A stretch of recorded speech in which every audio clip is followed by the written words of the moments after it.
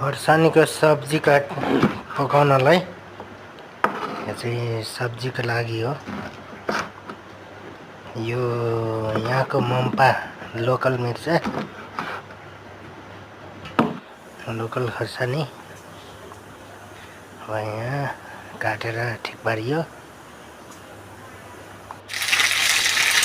कराईमा हालेर भुटिँदैछ। त्यसलाई एकछिन भुटेपछि खोर्सानी ओइलाउन थालेपछि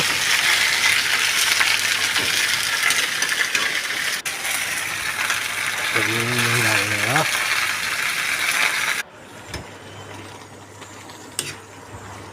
यसरी नुन हालिसके पश्चात छुर्पी हालेर चलाएको।